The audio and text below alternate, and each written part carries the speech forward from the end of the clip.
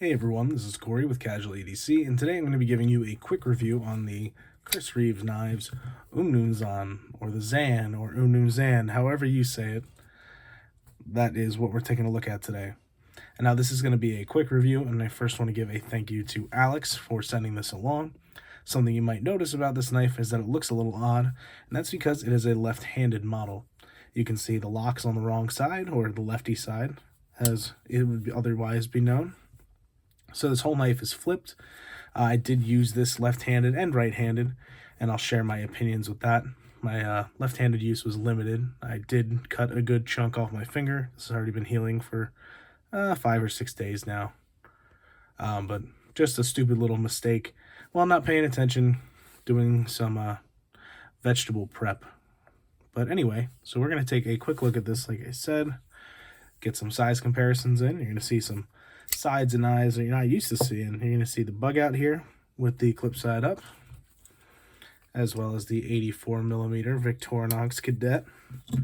So you can see the size of the knife here. It's a fairly substantial knife. It's definitely not on the small side. That's for sure. I don't have specs pulled up. Like I said, we're just going to kind of go through this one because I more so want to share my opinions rather than giving a full overview of the knife.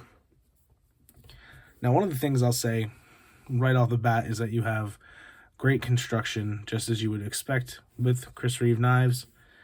You have the wonderful blasted titanium scales. Everything feels really solid. The lockup is solid. There's no play in any direction. The little O-rings are nice on these thumb studs.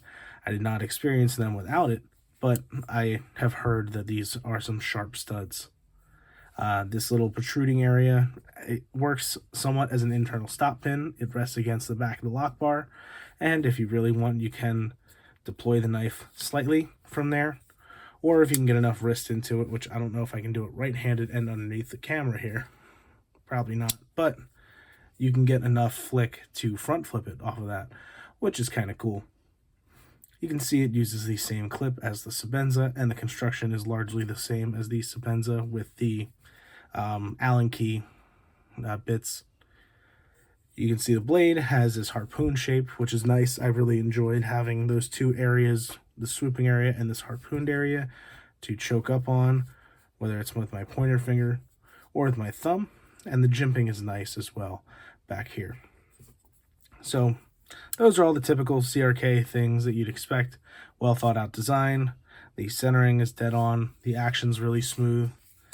And this has a nice sharp edge on it. I don't know if Alex put his own edge on this, but it is nice and sharp, and it cut very well. Now, where my opinions are going to be a little strange on this is I'm going to look at this from both a left and right-handed point of view, despite being a left-handed knife. Similar to something you might see on Lefty EDC's channel, who is Kevin's a great guy. I will link his channel down below. He's completely left-handed, but for me, I can kind of do things left-handed, just not fine motor things like writing. So it was interesting to check out a knife and carry a knife lefty for a little while. So one of the big things with this knife left-handed that I don't like has to do with the lock bar. You can see this area that's kind of scalloped out, and it's meant to be for your finger to go into. But what's odd is it's really small.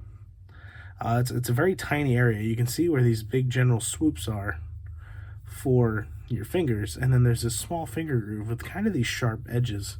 So left-handed, I really feel those right here on my hand. I can feel them digging in, and it's not the most comfortable.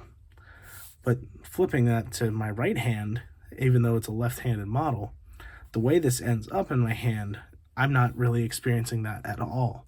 And I don't know if it's just my hand positioning and how much I'm used to being. Okay, let's try that one more time. How comfortable I am holding a knife right-handed, I think is the best way to put it. Whether I find that natural grip easier, but this is very ergonomic right-handed as a left-handed model. In the left hand, it's not bad if I get my finger out of the way, but I do experience some hot spotting from the clip, which is a problem that I have with actually almost every Chris Reeve knife, except for the large Sebenza that I've handled. The Sebenza 25 had it a little bit. My small Sebenza definitely got me with the clip, but this one it's there. It's not too bad. but it's comfortable in hand. And so for being built like a tank and hearing all about how these knives are crazy users and just beat the shit out of them, I'm sorry, excuse the language there. The blade stock's not all that thick.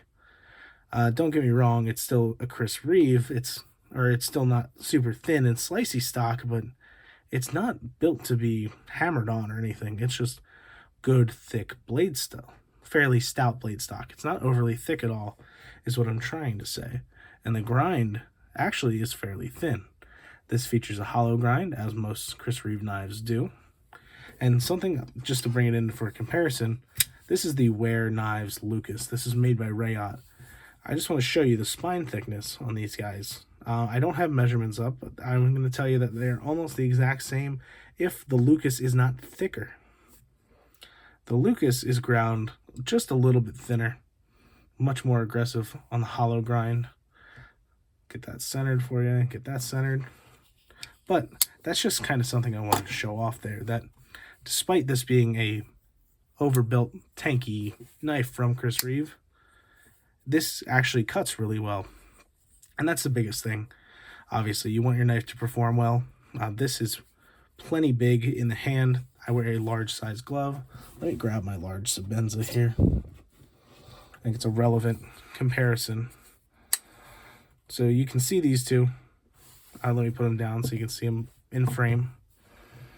You can see the Umnumzaan is really the same size. It's a little more handle length, maybe a touch more blade length. It's much more exaggerated looking in the camera than it is in person. These, it's mostly because we're looking at clip side, angling this to not be flat. Because when I make it flat like that, you can see just how close they are.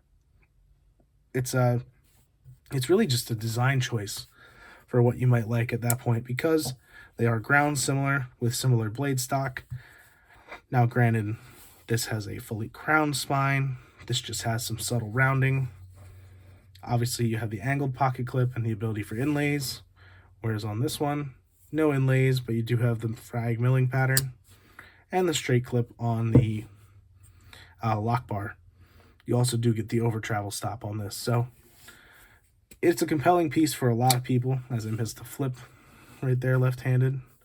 And it's a neat knife. It's definitely not for me. I prefer the Sebenza over it. Even if that was a right-handed model, I just prefer the more neutral grip with less hot spots and just the overall design better on the Sebenza. But this is a really great piece that surprised me a lot.